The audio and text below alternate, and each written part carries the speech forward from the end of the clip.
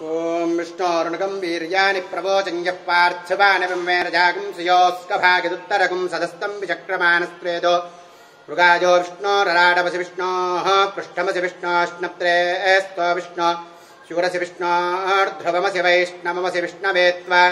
నారాయణాయ విద్మహే వాసుదేవాయ ధీమహి తన్నో విష్ణు ప్రచోదయాత్ మహాదేవ్యై చ విద్మహే విష్ణుపత్యై చ ధీమహి తన్నో లక్ష్మీః ప్రచోదయాత్ ధనుర్ధరాయై విద్మహే సర్వసిద్ధ్యై చ ధీమహి తన్నో ధరా ప్రచోదయాత్ శ్రియః కాంతాయ కళ్యాణనిధయే నిదయేర్దినాం శ్రీవేంకటనివాసాయ శ్రీనివాసాయ మంగళం మంగళం కోసలేంద్రాయ మహనీయ గుణాత్మనే చక్రవర్తితనూజాయ సార్వభౌమాయ మంగళం ఏడుకొండలవాడ వెంకటరమణ గోవింద గోవింద సర్వేషాం భక్తమహాజనానాం శ్రీక్రోధినామ సంవత్సర ఉగాది పర్వదినే ప్రాతఃకాలే ఆచరిత పూజా పుణ్యఫలప్రసాద సిద్ధిరస్తు శ్రీ అలమేలు